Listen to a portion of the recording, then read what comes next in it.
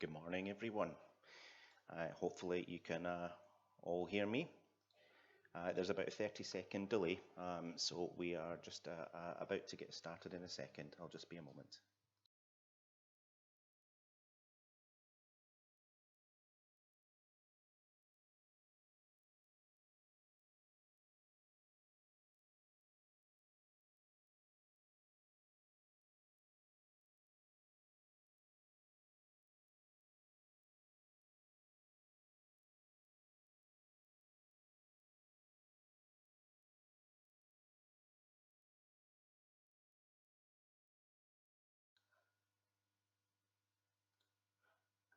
Okay, so good morning, everyone.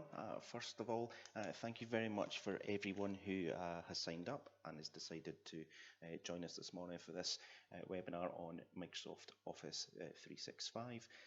My name is Chris Wright, and just like magic, this is me, and just like magic, that's me gone. I'm going to be running through this morning's webinar with you, quite a bit to cover.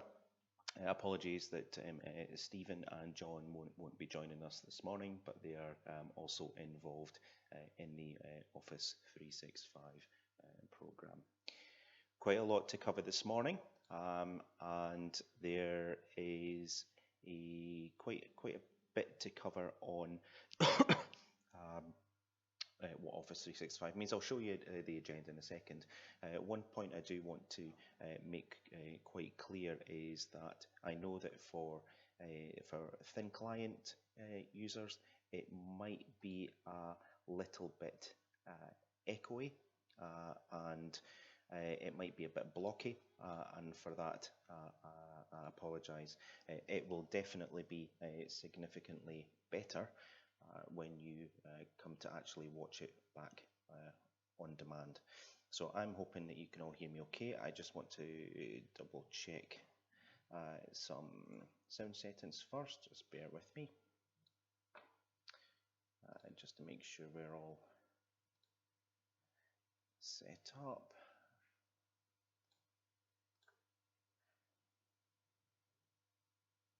Okay, Don, right, let me just turn volume up.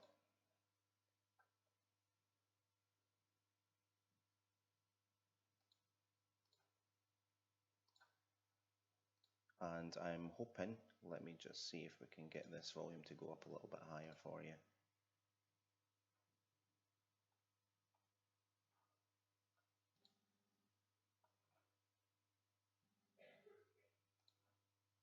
Let's have a look here.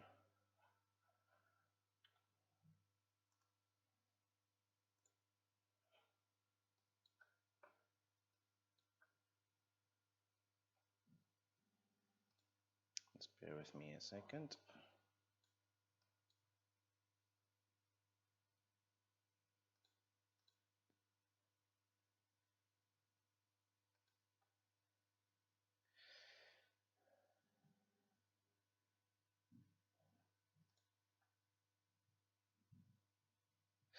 Apologies, Nikki. I think that there might be some internet issues. I can see from my side that there seems to be some issues with the internet. I'm hoping that I'm loud enough. I've certainly turned the volume right up. I'm conscious there's a lot to get through. So one of the things I can certainly reassure you is that when you watch this back on demand, it's significantly better. So apologies if anyone has any difficulties in watching live. Those of you who are joining us in via Skype for Business, we'll try and cover as many of the questions as possible. So before I go through the slides, I'll try and answer any questions. But this is the plan for this morning. Here's what we're planning to cover. So you know what is Office 365. We'll do some demonstrations. So quite a lot to get through today.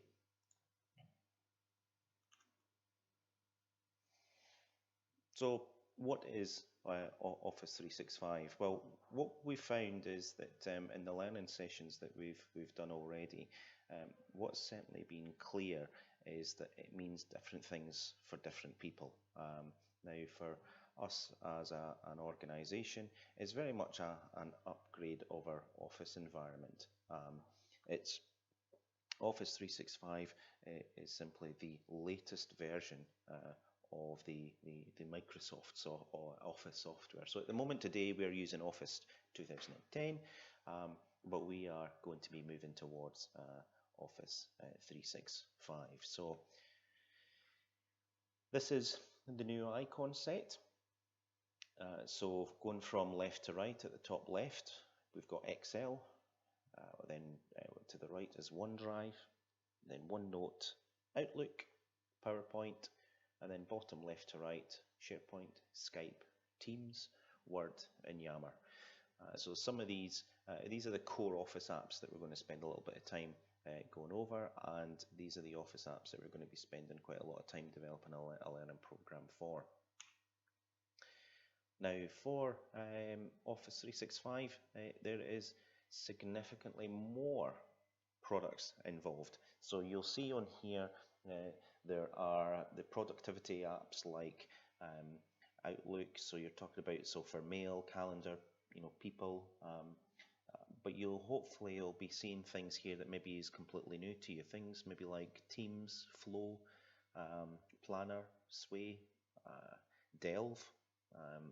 So there's quite a lot in the actual offering for Office 365, and we'll try and cover as much as we can get through this morning with you. So why Office 365? Very important question. So, as an organisation, we use Microsoft every day to help us to deliver vital services. We rely on them to run many of our systems, and we're also using the Office suite of products like Outlook for email, Word, Excel, PowerPoint. So that it's quite crucial. It's a major piece of software that we're actually using across the whole organisation. And just like every other organisation, Microsoft is continually refreshing the software to keep it up to date and secure. And that means that we've got to occasionally replace the version that we use. So although the way our applications work can change and they might look a little bit different, we can take advantage of a new, better set of tools which will be at our disposal.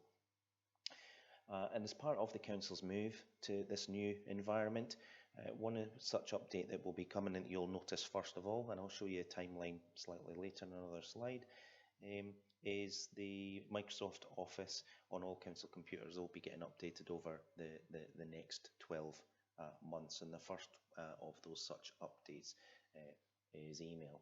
So we have to make some moves with regards to some of our infrastructure will be out of support at the end of the year, and if we don't move, it potentially exposes us to a higher degree of risk for our infrastructure and obviously the council's data. So we understand this is a change.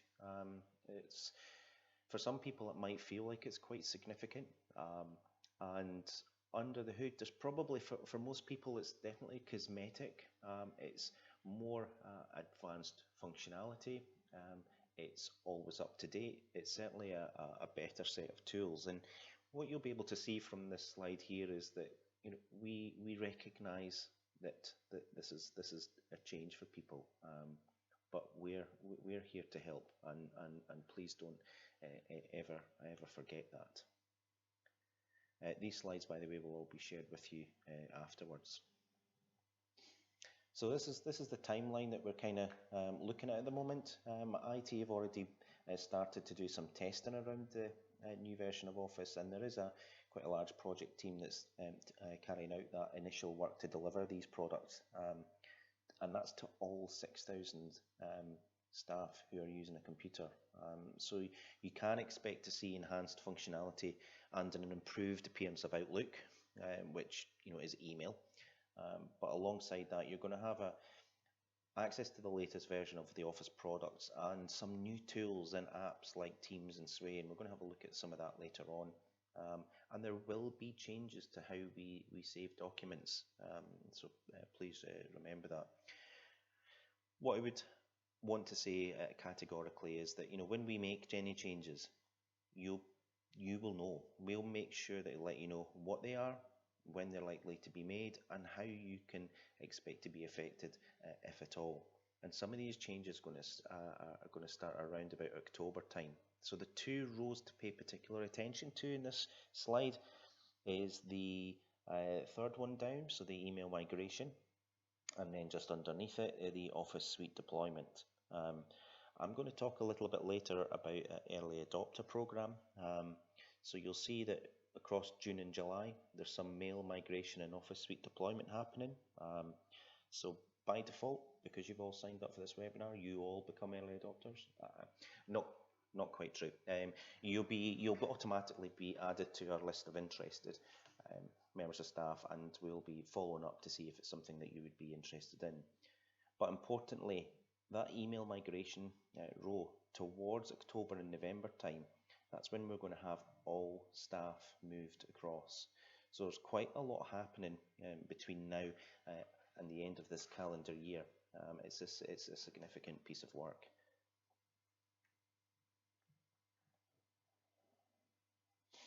What does that also mean for you? Well, the first one there is massive. That increased opportunity to collaborate, I should say, internally and externally by capitalizing on new tools. So one of the things we're going to show you is something called Microsoft Teams. And really what it does is it gives us the opportunity to explore how we work collaboratively with people. So it's not just necessarily staff within Perth and Kinross Council. The way that our Microsoft environment is set up, we do something called federated access. So if any of you are using Skype for Business, you may know that you can actually send instant messages to some other organizations, some other councils that we actually federate with. And the same goes with some of these new tools. So if you are in a team, for example, and you are reviewing, I don't know, it might be, for example, a new payroll system, then you might be working together with colleagues in Dundee and Angus. Well, you can collaboratively work in a shared space where you could live chat, you can video call, you can share files. This is really exciting stuff, and I really can't wait to see how people are going to use these tools. It's phenomenal. It's absolutely incredible, and it is a huge opportunity for us. No longer is technology going to be a barrier. We have an unprecedented opportunity to reimagine and redesign the services that are being delivered. Thinking about that user experience, whether it be a citizen of Perth and Kinross, or whether it be a member of staff, a colleague, or someone who's working in another organisation. Some of the other points to make there, the software is always up to date. So Microsoft are continually pushing out iterative updates, which will seamlessly be installed on your devices, and you won't actually notice that they're happening. And alongside that, we'll be making you aware of, well, did you know that these are the things that have been fixed in this update? And here is the additional functionality that's become available. So it's a really fantastic opportunity for us as an organisation, because we're always going to have the very latest tools. I found this to be quite an interesting slide, and I think probably some of us could definitely still relate to this, that despite all the changes and advances in technology, that communication still is a challenge, and the amount of time that a person is taken to find information, or manage an email, or where people are actually missing important information purely down to information overload. That's a particular challenge, and I really quite like this slide. But the great thing is that we are here to help. So going forward, what are we looking at here? Well, we're going to have a comprehensive learning program. We recognize that workplace learning has changed dramatically in the past decade. And whilst technology has been a significant driver of that change, it's not necessarily the learning solution that's been the game changer. The way that technology has enabled people to self-direct their learning has been a significant factor. And this has dramatically changed the learner's relationship with learning.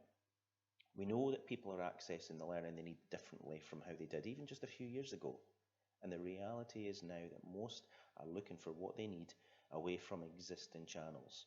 So an example could be, it's recognised that people use web searches for what they need and are increasingly turning to their mobile devices to find that just-in-time, immediate answer to an unexpected problem. The way that people are interacting with their mobile devices provides further insight into modern habits. So we know, so there's publicly available research that shows us that 91% of smartphone users will turn to their devices for ideas when completing a task. And searches relating to, how do I on YouTube are growing 70% each year. More and more people are using search engines to learn what they need for their jobs. They will unlock their smartphones several times an hour and watch videos no longer than 4 minutes. So what does this mean for us? How will people learn? There's no longer a one-size-fits-all approach to learning. So organisations need to become more flexible in the offering to meet demand. People want to be able to learn at their own pace, at a time and place of their choice, and a device of their choosing. So we're going to have that blended offer of support. Those downloadable guides, help videos. Our current e-learning platform will be significantly delivered. So there's quite a lot of work that's being done here. Lots of online resources that we can take advantage of, and that certainly will help us rapidly increase staff's knowledge and use of Microsoft products.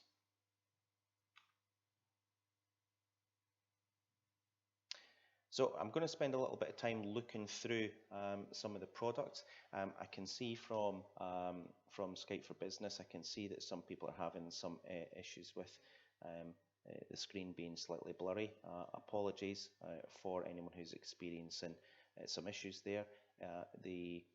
Watching this back on demand, it should be absolutely perfectly clear. I think there might potentially be some I'm trying to see if there's any internet issues this morning, so apologies in advance if you are experiencing some issues. And we'll obviously share all the content that we're talking about this morning as well.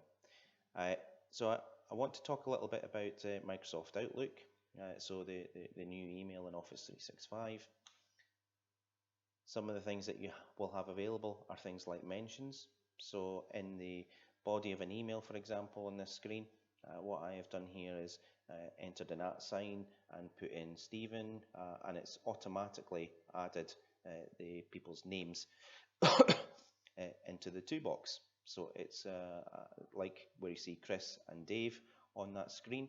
I haven't actually added those people into the to box. Nikki, thank you very much.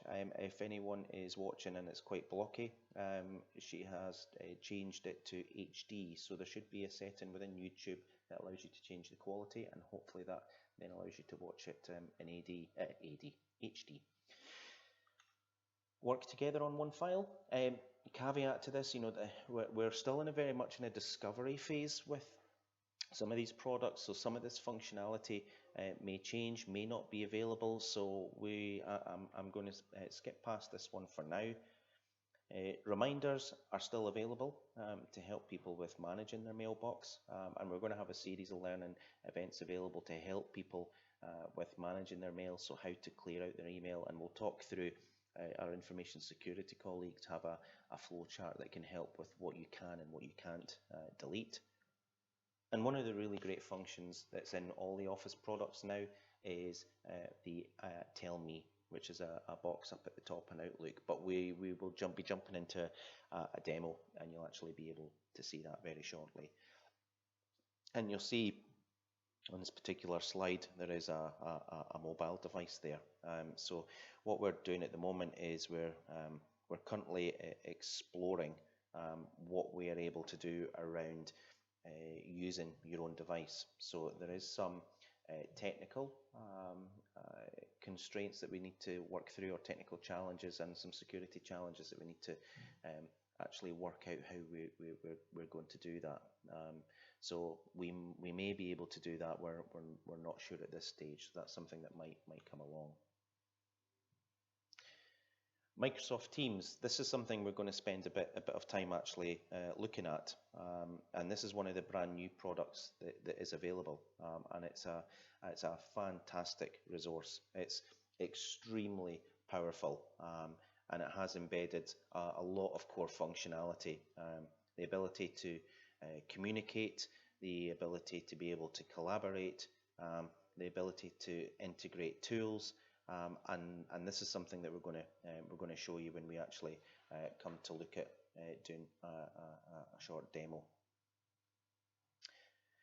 So I want to talk a little bit about benefits realization. So this is where Stephen would be actually talking a little bit here. So I'm speaking on Stephen's behalf. What we need to do, Microsoft are very clever at getting quite a lot of money out of their customers. So what we have to do is we have to equally make sure that we can take full advantage of those the offering that we get from Microsoft. So we've got huge opportunity here to look at potentially rationalizing some systems. You know, there are some business intelligence tools, there's some analytical tools, there is survey and feedback tools that are all built into the Office 365 offering that might mean we could look at things like quick surveys, you know, those little small pieces of software that we have that are used across the council that we might actually be able to rationalize and bring into the Office 365 environment that we're already paying for. Opportunity to rationalize devices is huge. So what that might mean is if we do go down the route of staff being able to use their own device, and I must stress that if that does happen, it would be a choice, then potentially there are some people who can't, so there are some people who have two devices, for example, their personal mobile phone and a work mobile phone, and potentially there would be some savings that could be made there if people actually would want to use their personal device. I know for me, I've got unlimited data and I wouldn't have a problem in using my own device, especially on a Sunday night if I just want to know what I'm coming into on Monday morning. That could be fantastic. But it is very much going to be a choice. And we're going to be working with our colleagues in organisational development around things like digital health and well-being. You know, there's some expectation and behaviours here that we need to obviously work on, because we know there's a lot of staff who are suffering from email stress, who go home with a device and will work late and do emails, and before you know it, you send something off to your line manager who happens to be working from home as well, and before you know it, 8, 9, 10 o'clock at night you're working. So we do have a bit of work to do in that area, but this is a choice, and technology isn't the cause of that, but we have to work with senior managers and in fact all staff around expectation. The opportunity to reduce hardware and energy, that's significant. We've got loads and loads of servers in the council, all sit in really nice air-conditioned rooms. So there's an opportunity that, because it's in the cloud, there's an opportunity to reduce the hardware and the energy costs associated with that. We're going to have the latest tools that is going to definitely encourage sharing and collaboration. Because we're using the latest tools that allow us to do work in new ways, we're going to have definitely increased productivity, and we're going to have a very much modern workplace using a much more improved and up-to-date user interface, and because potentially if we do go down the route of use your own device and it becomes available, then it means that we're able to do things slightly different. But even with the tools that we're going to have available from Office 365, it's going to be significantly enhanced for us how we actually deliver those services going forward. So apologies, I'm flicking between, I can see emails coming in and messages coming into Skype for Business. So once again, if you are having some issues with the screen, if you do actually change it to HD, it should make the experience for you significantly better. I'm not sure why YouTube has made it really low resolution. I'm confident that when we watch this back, it'll be in fantastic quality. Right, so we're going to have a look at and do some demos. I'm going to show you some of the tools and give you an example of some of the capabilities that we're going to be able to do. And as always, feel free to throw some questions in if you've got any questions at any time at all.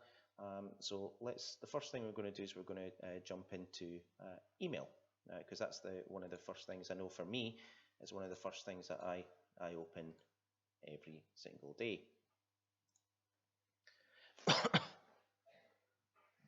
And whilst that's open, I'm just going to get a few more things open and ready.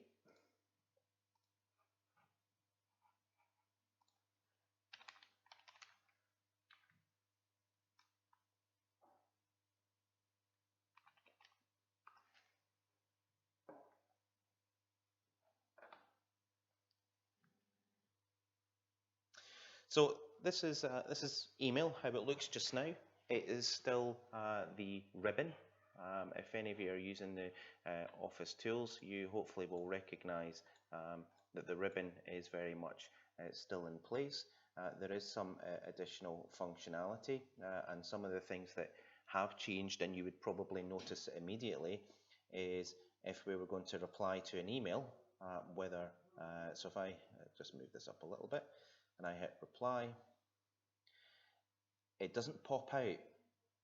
So at the moment, if you were to do this in your email at the moment and you hit reply, it pops out into a new window.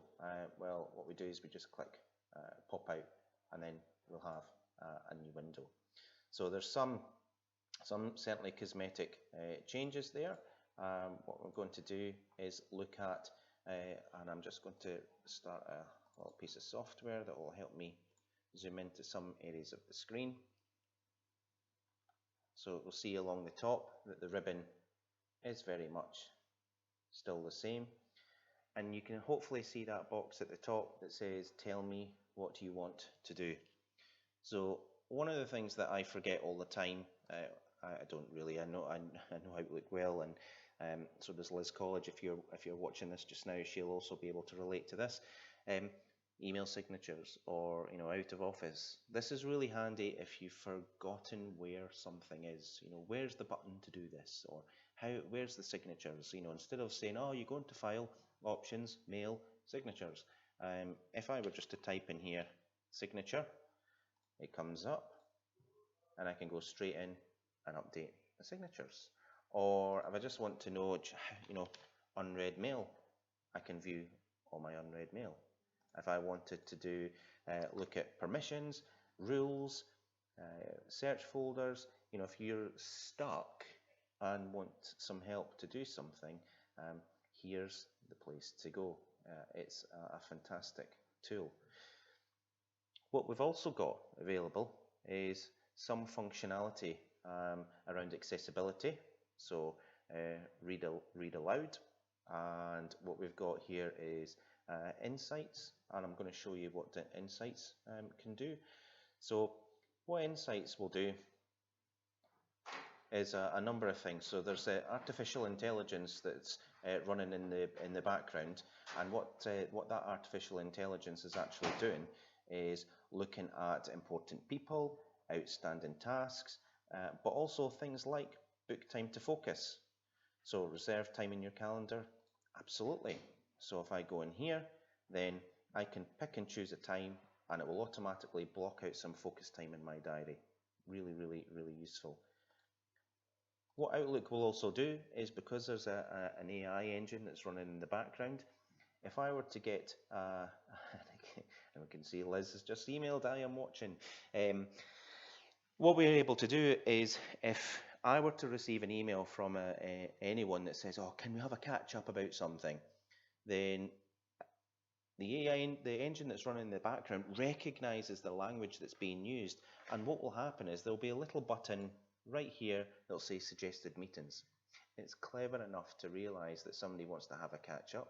You would click that button. It will automatically start to look at calendar availability if you're sharing at least free and busy time. What we're hoping that this will do, and we need to do some exploration work around, is if it will look at the room system as well to see if it can find a room. So it's really, really, really clever.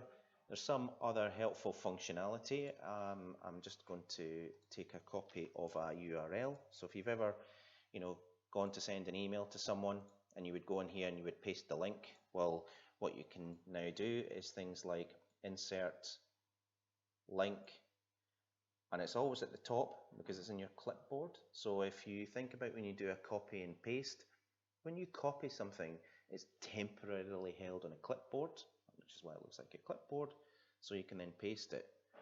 But what we've got here is things that I've linked recently. So I can look at things I've sent recently, and it would be just as quick to find something I've recently sent to put it as a link. And some of your previous tools available, like inserting screenshots, it still looks at your windows and screen clipping. So it's just it's enhanced functionality, and it's made it significantly better. There is an awful lot. The thing with meetings is fantastic. So if I do, for example, so you see how it put Liz in the to box automatically. So this is quite a useful functionality. So what I might do is, and I can strip back the surnames, and what I could do is, do you want to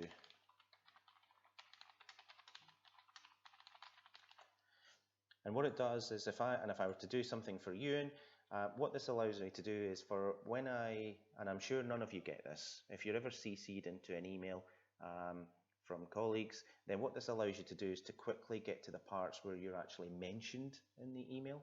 So that's actually quite a useful functionality, I think, and I think that will be quite handy for people to actually use. I'm going to come out of email, and what we're going to have a look at now is Microsoft Teams. And before I jump into that, thank you very much, Nikki, for how to update change YouTube. So if you're not watching in HD yet, hover over the YouTube video, small cog appears down on the right hand side of the screen, click that, select quality, and then select the highest version, and hopefully 1080 is available. So thank you very much, Nikki. You're going to be an early adopter. In fact, you're going to be an ambassador, even better. I'm going to talk about the early adopter program slightly later. So I want to show you Microsoft Teams, a brand new product that is going to be available for us, and it's phenomenal. It really is. It's absolutely incredible. And whilst that's loading up, I just need to switch off the camera from another system. There we go, that's better. So that will now allow me to add it into here. So let's go and minimize some of these so we can see what's actually happening. And let me just get my questions back in case anyone asks any questions. Right, so this is Microsoft Teams, and what we can see down the left hand side, activity, chat, Teams, meetings, files. So the activity, that's going to where you're actually mentioned in something. Chat is just like Skype for Business. So if you were wanting to do instant messaging with people, a new chat, and it's not going to find you, Liz, because you haven't migrated yet. But we would be able to look at anyone in the organisation and start to have a chat. But what we can do is a whole host of things. We can start to do video chat. So this is almost like all the functionality that Skype for Business has, but it's significantly better. I'm going to jump into Teams, and this is great. So if you're working on a project or a short life working group, this is the best tool to use, where you're able to properly collaborate on something and work on something together, sharing information, working on files. This is a fantastic tool. So within this top one here, Office 365 Early Adopters, what we have here are channels: General, Learning, Playground, and Tips. So Playground is where just as it sounds, playground. And we can start to do quite a lot of things in here. And this is very much like a Yammer feed, so we can start to have conversations in here. This is where we can actually share, has anyone had this issue in Outlook? How have you managed to, how did anyone fix that? Or has this stopped working for you? It's a great conversation tool. And also what we're also mindful of is trying to potentially see any opportunity that we can move some traffic away from email and into another tool. What underpins the Microsoft Teams is SharePoint.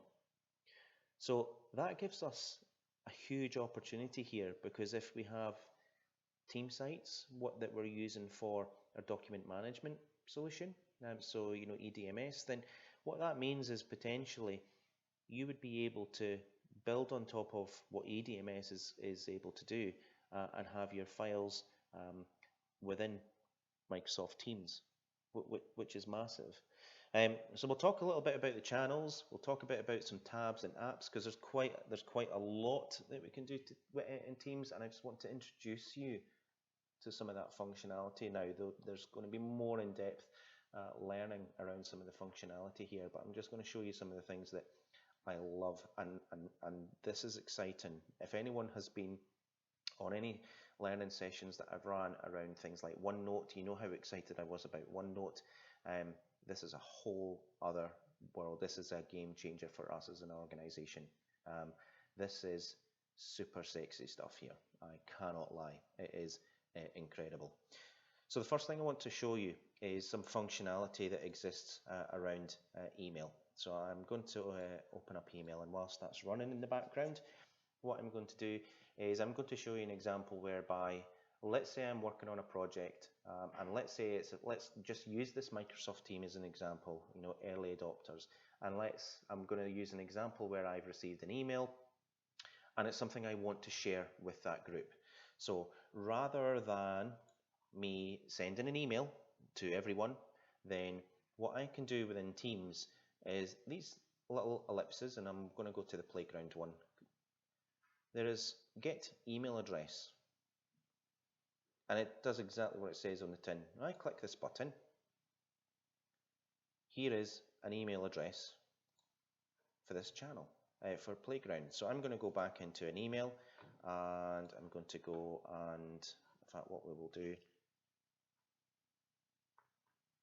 we will use Liz's email. So if I do forward, I just put the email address in here.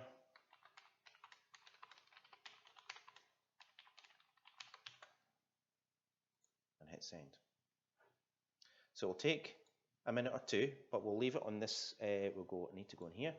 We'll leave it at this screen, and what you'll see is within a minute or two, it will pop in here. So that's really, really handy. Again, it's taken away, and there we go here. It's put it in the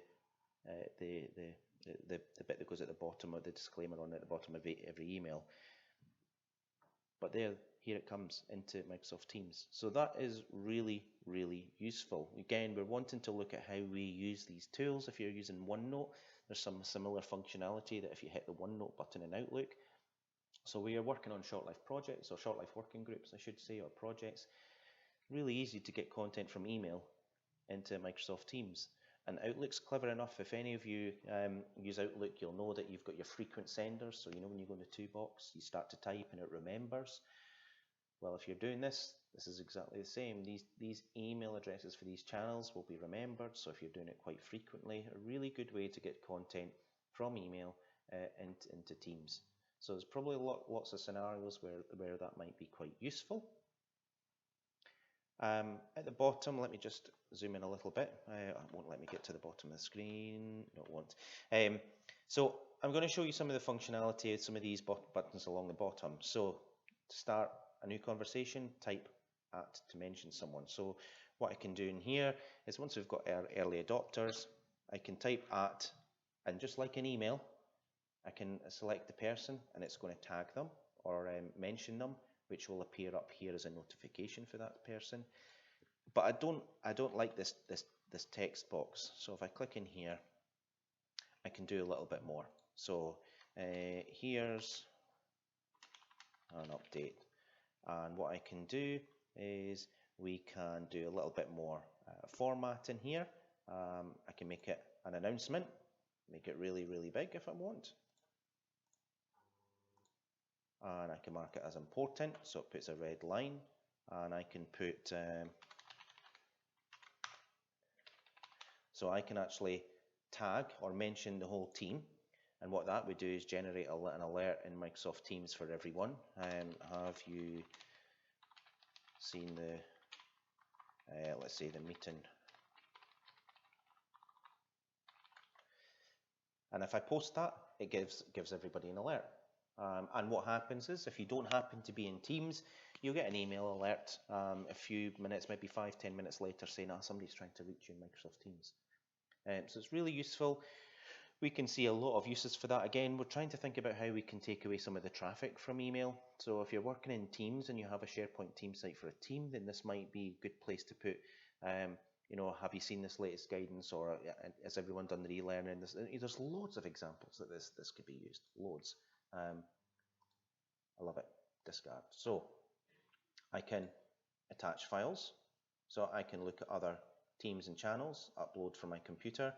I'm not going to talk about this one just now because that is likely to change. So we're working with our colleagues in the digital platform team because the EDMS solution is going to be crucial to how files works. Of course, there are, what do you call these, emoticons? I think is that what we call these? Emoji. So we can put emoji if we wanted to. The world of GIFs, so we wanted to put in GIFs. We want to put in stickers. I mean, you'll be able to play with some of this yourself.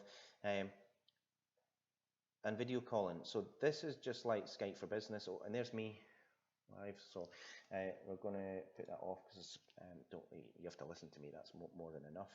And I can do a meet now. So I do a meet now, and hopefully this doesn't have a huge impact on the internet connection.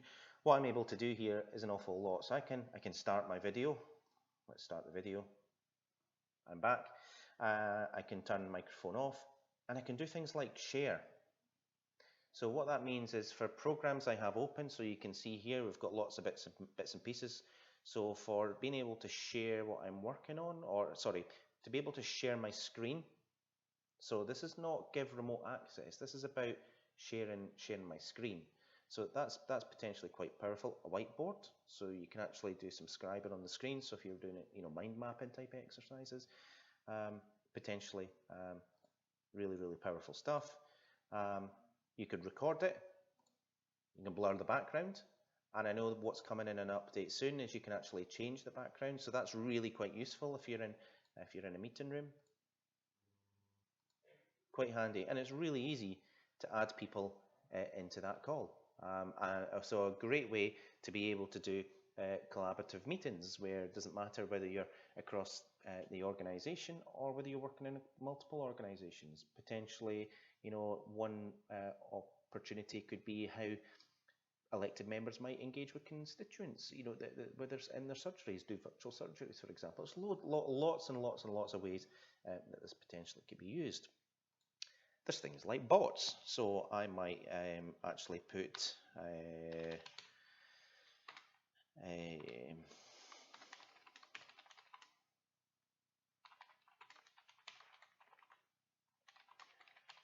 and what this allows me to do is I can set up a quick poll, and what this will do is automatically in the background it creates a poll for me automatically. So here we go here. Does Chris love OneNote or Teams more? It's got to be Teams for me, I'm afraid. It's got to be. Bots are huge. Those are going to be really useful. So you can have bots on for things like Twitter feeds. That's something we'll probably explore in more detail when we look at early adopters. But polls are quite good. You might think about, right, Christmas night out, where are we going? Potentially. It doesn't record who said what. Okay, so that's one thing to note. So there's in this team there would be no way to know, well, it was Chris that said that one. So that's not actually recorded or captured. We can embed things within Microsoft Teams. So we can, let's just double check, this might be gone. I'm not sure if it's still there. Let me check. Yeah, we do. So here's an example of a Microsoft form, and this is just a sample. So these gives examples of different questions. So we can embed documents and files directly within Teams. Anyone who becomes part of Early Adopter program will be heavily involved in that. So there will be occasional surveys to complete, but we can embed them rather than it's another link that has to be created. So it's huge. I mean, this is massive. And there's things like praise, show gratitude for someone who went above and beyond. So I can look at a problem solver. I can choose the person and put in a message, preview it, and it would be posted into the channel. So there is so much, and this is constantly changing. There's more functionality being added all the time. We're going to be filling our learning program of events, so we're going to see a lot more starting to appear in here. We can also look at embedding websites. So here is the Office 365 Training Center, a fantastic resource from Microsoft that is available, so people can get started in the tools that they like. We've got some cheat sheets, we've got infographics. There's lots and lots that's available. So Teams is going to be incredibly powerful for us as an organization. I can schedule in meetings, so we can actually start to have conference calls built in, and a file browser. But the file browser will come back to a later date. So that is a quick run through of Microsoft Teams. By far my favorite tool. But there's more. Of course, there's more. So let me just go into, if you bear with me, bring the screen over. I'm hoping that some of you will have heard of Microsoft Forms. What I'm also going to look at is something called Microsoft Flow. And what we're also going to do is we're going to look at something called Sway. So Sway is a fantastic tool. It's a really great flexible way to do or present information. It generates a URL, it generates a link. So we're doing quite a lot of work around Office 365, for example, where we're going to have a lot of support materials that are available via Sway. And this is what this would look like for someone who's actually browsing this. And we'll be signposting to lots of resources to be able to look at. If people want to know more about Teams, then they'll go to that Sway. So there'll be a lot of linked resources. Sway is a fantastic tool. It's really easy to edit the content and really easy to publish. I wanted to show you, Microsoft Forms. So if you're looking to do a survey or even a quiz, well, we have that functionality available. So whilst I'm not saying for a second we're getting rid of anything like quick surveys, if this gives us the functionality that quick surveys does, that could be really quite useful to have. So I could go and look at a form that I have created, and I can update it.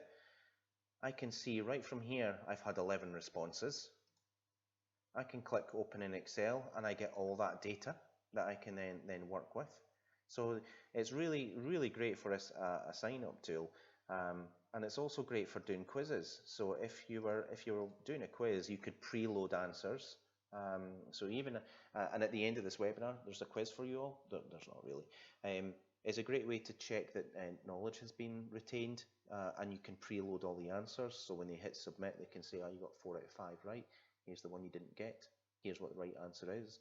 Here's where you can go and find support resources on the material to help you relearn that area." So it's quite a lot and quite comprehensive.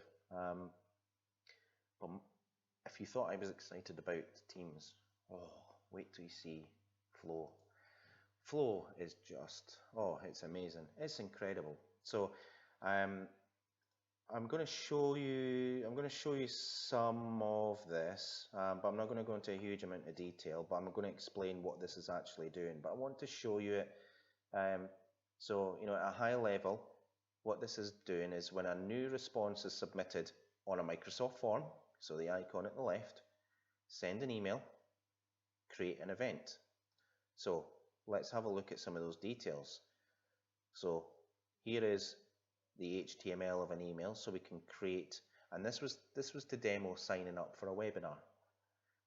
So we can take the email address and the name, we can do all this automatically, but also create an event. So we could populate it and put it as a calendar item into people's calendar automatically. So what this gives us the opportunity to do is a degree of automation. So the example that I use with Flow, and it's not to say that we're going to be changing anything at all with regards to how we do things currently, but imagine signing up for a webinar, and you go to a form, you fill in some details, and you automatically get an email back to say thank you for signing up, here's all the details. Automatically put something in your calendar. Now on the sign up form, you might have a drop down box that has 2 dates. Which webinar are you wanting to sign up for? So because there's a date time field, we can use that Flow tool to do build in some logic so that 2 days after the event, send them another email, and that email would be a link to complete a survey.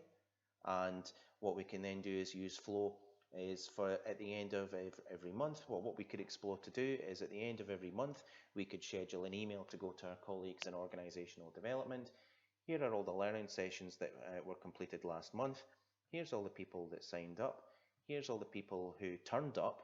Here's all the people who did the survey and the survey responses. And nobody had to touch it.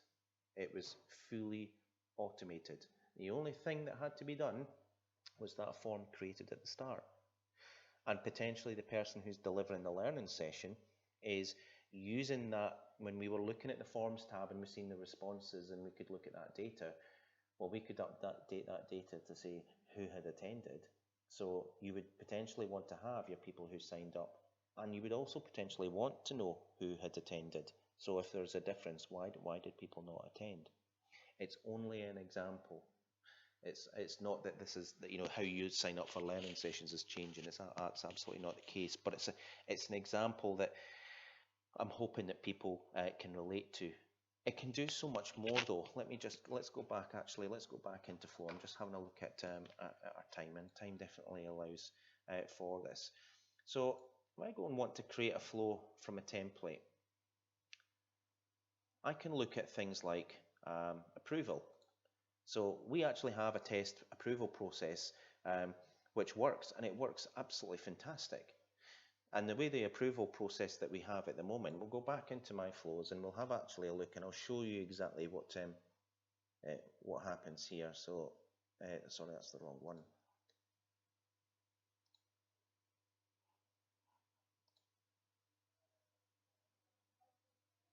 So what this flow is doing is a series of things. So when a new response is submitted, and I can pick and choose a form. So, you know, we've got lots of forms. I can easily go and change that. So it's really, really easy to use. And then I need to apply some logic. So from all those responses, it's going to look at all of them. And what we're going to do is an approval process from an early adopters form. And it's going to be an approve reject. So what we were looking at here, and as an example, if somebody wanted to sign up to be part of the early adopters program, that their line manager would then get an email, and within the body of the email, not another system, not a link to go somewhere else, they've got an approve and a reject button. So it's like the voting options, but it's not functionality that's built into Outlook. So you can see here, title, your name wants to join early adopter program, requires your approval, who it's assigned to. We can do lots of configuration. Anyway, here is where we've built in some of the condition. So if the response is approved, then it adds an item into a SharePoint library. So we are creating a list of staff who are going to be early adopters, and it's going to send an email to the person who asked to be an early adopter to say, welcome to the team. or whatever we want to configure that message to be. Equally, if it was unsuccessful, if the line manager didn't approve that for whatever reason, they get an email to say, really sorry, unfortunately unsuccessful this time. Thank you for showing your interest. Keep an eye on this page of Eric to keep up to date with what's happening, or whatever we want to do. But we could build in lots of steps. So it's huge, and this is all fully automated. But behind it, we've got all that data in forms, and we can use very, very complex logic to make things really, really quite slick and clever. So there is so much stuff that we can do within Flow. If you are doing research and you want to keep an eye on if Perthink and Ross are mentioned on Twitter, it can basically take all those posts and put them in a SharePoint team site, so you don't have to go in and loads and loads and loads of templates and loads of examples that this could be used for. And I am desperate to get to work with services to see how we can actually use these tools to actually help you go forward, and how we look at the opportunity that we have in front of us just now. So I am going to talk a little bit about our early adopter program. So you all, for signing up for today, go onto a list of staff who we're effectively saying have noted interest. Please tell me if you don't want to be on that list, because that's absolutely fine. We can take you off that. We know there are some issues, technical issues with becoming an early adopter, because your mail, you'd be basically effectively migrated to Office 365, which would mean there are things like calendar sharing can become an issue. So the way that currently works at the moment is that people would be able to access your calendar, but it would be very difficult for you. In fact, you wouldn't be able to access some internal calendars. But there are some workarounds. Short-term pain, I think, because we are looking at that October-November timescale where everyone is going to be down this route. So there are significant benefits of being an early adopter. So what we will be doing is making clear the issues that we know of in becoming an early adopter, and it's only because we haven't moved everyone across, but more and more people are getting moved across. So one of the things with the early adopters is that you're going to have access to all the tools right away, all of it. Caveat there is that some or all of it might or will change. So I would be cautious of the time invested. So it's not automatically, right, we can get rid of a SharePoint team site and we can put everything up there. Absolutely not. But you'll have access to all these tools to actually work out how that's going to work in your service. So that's a huge opportunity. But again, some of that core functionality might actually not be available. We are doing the change, if you like, all at once. So when people are moved to the new Outlook, they're automatically at that point in time, they're going to have access to the whole Office suite at the same time. So it's not a case that we're going to be doing Outlook this year, Word and Excel, January, February. We're doing it all at the same time.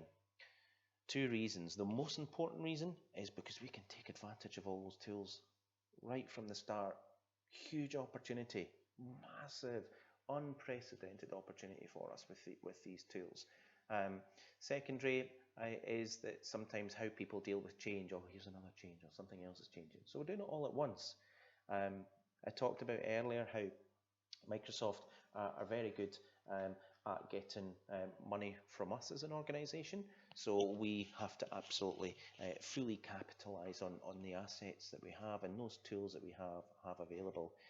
So you will see more on the early adopters program very shortly. We are now kind of going to go into question time. So I'm conscious there is about a 30-second delay. So I know we've got a couple of people on Skype, so there might not be a huge number of questions, but equally I'm keeping an eye on email. So feel free if you want to email a question. I'm more than happy to pick that up. And if there's any particular product you'd like me to have a look at, then we can dip into that as well. So I've covered the core of what we were wanting to cover today. Um, I hope you're as excited as I am.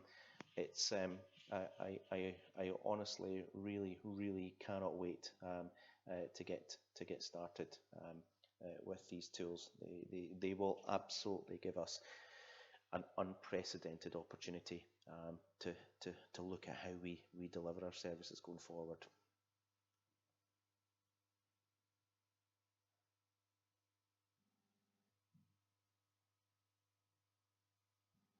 I can see someone is typing away in a question. What I'll do meantime is I'll put some background music on.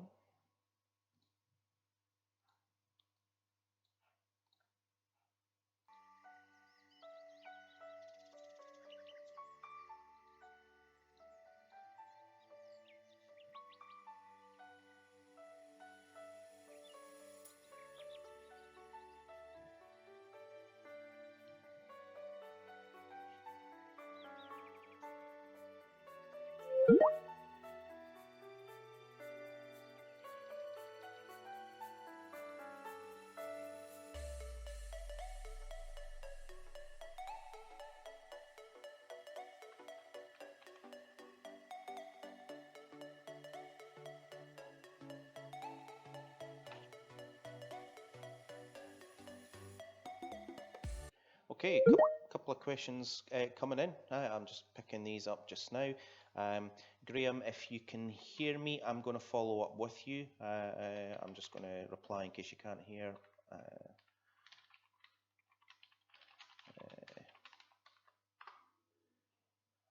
So let's have a look. So Ewan, I can see your email, and Dawn. So Dawn asks, I'm in the process of establishing the new Swift replacement program team, and I'm really keen that my new staff be early adopters. Also, the e-learning platforms may be very useful for delivering how-to guides and using the browser. Is this feasible? Yes, absolutely. Everything is possible. So obviously we have to work within our security constraints, because obviously we want to make sure that we're protecting the council's data. But absolutely, this is unprecedented territory that we're in right now. So everything that you're asking for is absolutely possible. What we are doing with the early adopters is, because we're doing them in small groups at a time, it might not be that we have a whole team on right away. But what I would say, Dawn, is you'll see more about the process to get on board with the early adopters, and that's whereby I think you would express that kind of interest about getting you and your team on board. And even just what you've just said to me there, I can fully understand why that would be useful for you. So yes, yes, absolutely, definitely, let's make it happen. That's what I would say to that. Ewan, let me just 2 seconds, because I'm using a different device to get emails. Ewan has asked, can you please expand on the shared calendar workaround thing? Yes, so shared calendar workaround is, so let's go to email, and I've got another question. I didn't need to use this device, right? That's fine. So when I use Outlook, let me just close that. When I open Outlook, I'm prompted to choose a mailbox. So what I am able to then do is I am choosing a shared mailbox when I actually open up Outlook. So by choosing that shared mailbox, what that then allows me to do is look at things like rooms availability. So that's currently the workaround, because at the moment my account, I can't see rooms, and it's mostly rooms that are the issue. What I can do is just to reassure you, so I can see from my own account generic email, generic calendars. I can't see rooms, so if I'm wanting to book a room, that is a difficulty and doesn't work currently. So what I do at the moment is I use a shared mailbox to book a room, because the generic mailboxes haven't been migrated yet.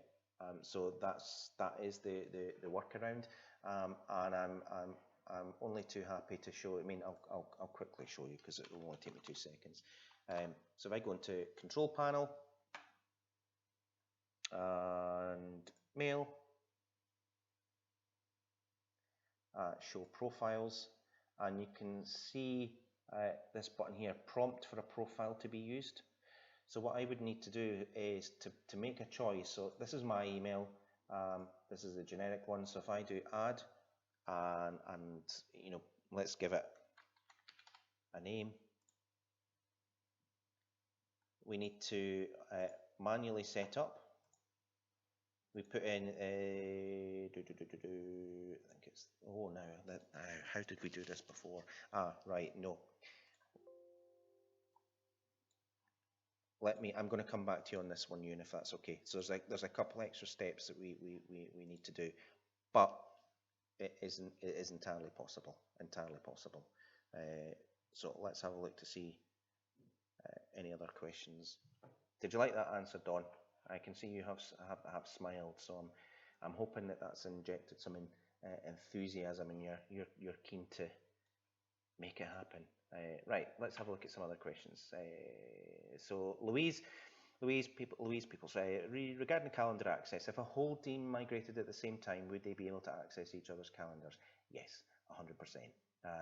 So, you know, there is some short-term pain here, because by the end of the calendar year, everyone will have been migrated. So it is potentially some short-term pain, because the process for us doing this, what we're doing is migrating in batches, and there are cost implications, because we have to actually procure the right licenses from Microsoft.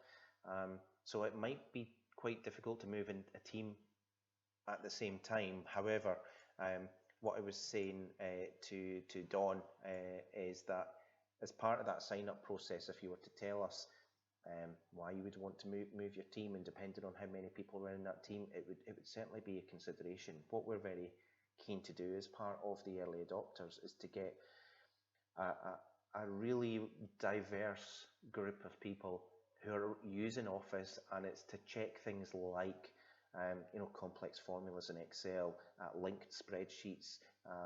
So, you know, getting colleagues from finance, getting colleagues from legal. So we want a really diverse group of people who are using Office and all the tools that we currently have in a variety of different ways, because there will be an element of user testing. We don't know all the answers at the moment, and when I say we don't know the answers, we haven't come across all the issues.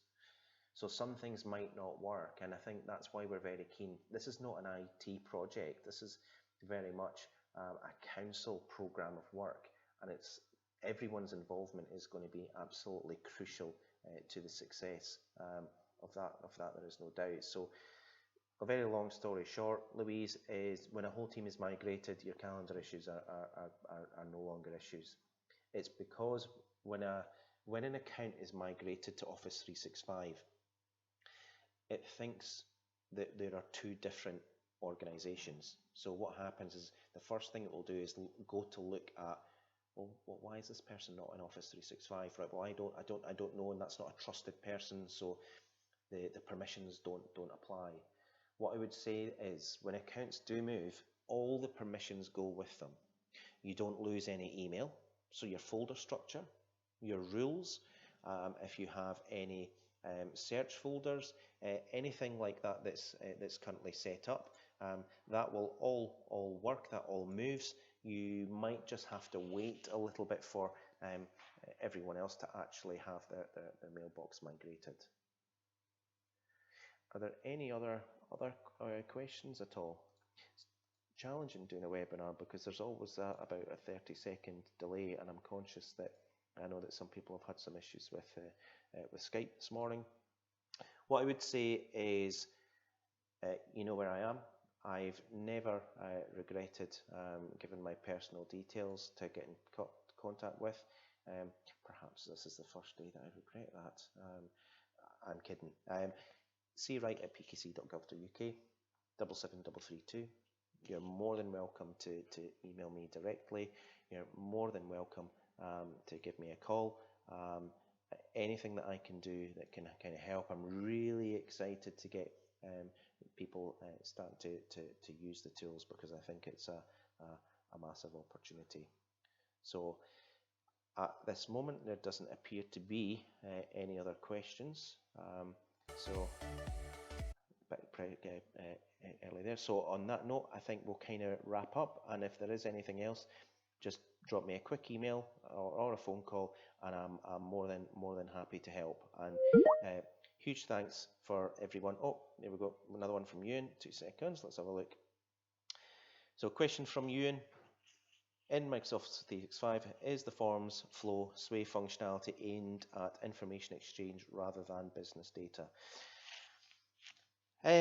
The forms flow sway functionality is really, it's aimed to help organizations. It's a tool, and it can do both. So there's a degree of automation, but that automation is certainly within the Microsoft core applications. There are other tools, things like Power Apps, that allow you to explore that even further. So, we can look at, for example, what we have an opportunity now is to look at things like onboarding. So people who, before they start the organization, we can have an app whereby they're able to fill in a box that introduces them to a line manager. They automatically, in fact, there is something I do need to show you, because I actually love this. So let me just quickly go back to another screen. If you're ever doing Visio diagrams, and you want to look at the organizational structure, well, it's all built into the Office 365 environment. So that's dependent on reporting lines being correct, in my view. But I can use a snipping tool, take a screenshot of that. What you'll see is, if you can see in the top right, well, that's not going to let me zoom in. There is a way that people will be able to put their images. We don't know if that will be available when we do a rollout, but this is a way that then you could potentially get in touch with that particular person. And as you drill down, you then see the organizational structure and who reports into who. So it's will it replicate FirmStep? Ewan is asking. No, I think it will complement. So FirmStep's completely different because of the customer-facing element, the API to be able to integrate fully with other systems. I definitely don't see this replacing or replicating. It will do some of the same. It will be able to integrate between applications. So you're talking about being able to take data from one Microsoft product and put it in another. We haven't explored at this stage whether Flow, for example, will allow integration with other systems. So it's definitely something that at this moment in time, there's only a small number of staff in the organization who do have access to the Office 365 environment. So come the July timescale, because it is going to be, I think, at the latest the second week of July, give or take, probably, hopefully sooner. All of IT will be part of that early adopter group, and that's when the online services team, mobile working team, they'll also be able to start to explore some of the capabilities. So we don't know is the honest answer at the moment, Ewan. There's still a lot of discovery to be done, but because we're paying for these tools, we want people using them right away, if that makes sense. I'm sorry if that was a bit vague. It was, but that's kind of where we're aiming. I'm just having a quick check to see if we've got any more questions come in. Good, we've got some people interested in signing up. That's great to hear. I'll just wait for Ewan is typing, so just in case it's another question that might be relevant for everyone. I'll put we put music on again.